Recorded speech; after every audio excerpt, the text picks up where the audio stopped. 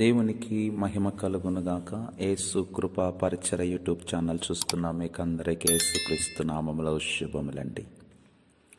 నేటి సజీవ వాక్కు కీర్తనల గ్రంథము 4వ కీర్తన 8వ వచనమండి. నేను ఒంటరిగా ఉండినను నీవే నన్ను సురక్షితముగా నివసింప చేయుదువు. దేవుని యొక్క వాక్యంలో చూస్తుంటున్నామండి.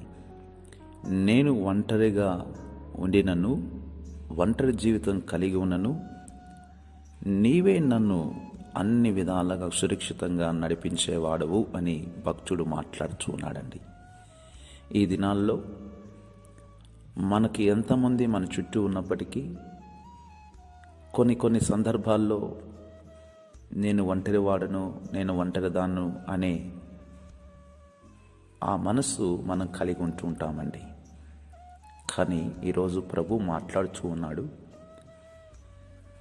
ఒంటరి వారము కాదు, నేను కూడా మీతో ఉన్నాను, అన్ని విధాలుగా మిమ్మల్ని నడిపించేవాడు నేనే అని ఈరోజు మనల్ని ఈ వాక్యం ద్వారా ఆదరించి మనల్ని ధైర్యపరిచిన దేవునికి మహిమ కలుగునుగాక. ఆమేన్. ప్రేమస్వరూపమైన మా ప్రియ పరలోకపు తండ్రి, మీ పరిశుద్ధమైన నామానికి స్తోత్రాలు, స్తుతులు. ఈ దినం ఈ వాక్యం ద్వారా మీరు మాతో మాట్లాడి మమ్మల్ని బలపరిచినందుకు, ఆదరించినందుకు స్తోత్రాలు, స్తుతులు చెల్లిస్తుంటున్నాం నాయన. ఎవరైతే అనారోగ్యాలతో బాధపడుతున్నారో వారందరికీ శీఘ్రంగా స్వస్థత కలుగునుగాక అని ప్రార్థిస్తూ, ప్రభా మమ్మల్ని ఈరోజు ఈ వాక్యం ద్వారా ఎంతో మమ్మల్ని ధైర్యపరిచినందుకు మీకు వందనాలు చెల్లిస్తూ క్రీస్తు నామంలో ప్రార్థించి వేడుకొంచున్నాము తండ్రి. ఆమెన్. దేవుడు మిమ్మల్ని దీవించునుగాక, సమాధానంతో నింపునుగాక. ఆమెన్.